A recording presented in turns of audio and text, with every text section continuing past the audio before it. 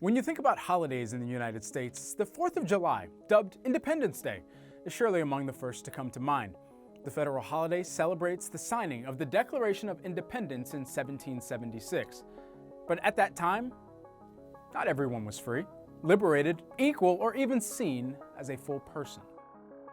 Frederick Douglass once popularly said, "What to the slave is the 4th of July? The blessings in which you this day rejoice are not enjoyed in common. The rich inheritance of justice, liberty, prosperity, and independence bequeathed by your fathers is shared by you, not me. The sunlight that brought light and healing to you has brought stripes and death to me. This 4th of July is yours, not mine. You may rejoice, I must mourn." That was July 5th, 1852.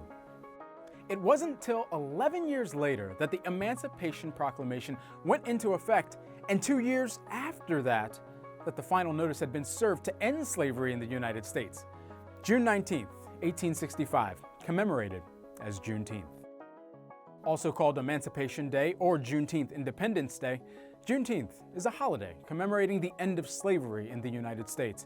But this second Independence Day is not a national holiday, and most Americans have never even heard of it. Years of systemic racism, segregation, and the oppression of Black Americans have diminished and stamped out efforts to make what should undoubtedly be an American national holiday, Juneteenth. Now, it would be naive to believe that Lincoln's 1863 Emancipation Proclamation was signed and therefore simply applied to American society. No, certainly not after 2 prior centuries of slavery, racism, and white supremacist doctrine. The Emancipation Proclamation declared freedom from slavery in the Union North, while slaves in border states and the Confederate South were not yet free. In addendum, the abolishment of slavery was a Civil War wager which the Union Army did not win until April of 1865. On June 19, 1865, 1,800 Union soldiers arrived in Galveston, Texas, with the news that slavery had been abolished, and all 250,000 of Texas's slaves were now free. The state was the last to receive word, and this birthed an annual celebration in Texas among freed slaves, which they dubbed Jubilee Day. Fast forward to 1872. A group of former slaves bought 10 acres of land for $800 and named the land Emancipation Park, where celebrations observing June 19th, they continue annually to this day. For the next 100 years, this annual celebration spread through the states, but still remained an informal celebration among specific communities.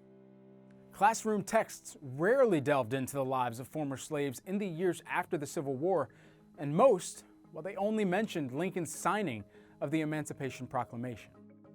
Therefore, the movement to make Juneteenth a national holiday, it remains stifled. Texas was the first state to declare Juneteenth a holiday in 1980, and since then, 47 states and DC have made the day a state holiday. Hawaii, North Dakota, and South Dakota, they still have not recognized the day. But despite decades of support, including a 1968 March on Washington and the formation of Juneteenth organizations, Juneteenth is still not a national holiday. In 1997, the federal government recognized Juneteenth Independence Day through a joint resolution, but again, this does not declare the day as a national holiday. In 2019, the U.S. Senate passed a resolution recognizing Juneteenth Independence Day as a national holiday. Still, it has not yet been approved in the House. And as recently as June 2020, public companies like Twitter, Square, Lyft, Nike, and the New York Times, they have all specified Juneteenth as an observed holiday internally. Holidays are great, but the true meaning behind why we appreciate them is what brings generations of people together. Juneteenth carries a resounding message with a destiny not fully manifested. Freedom, but make it equal.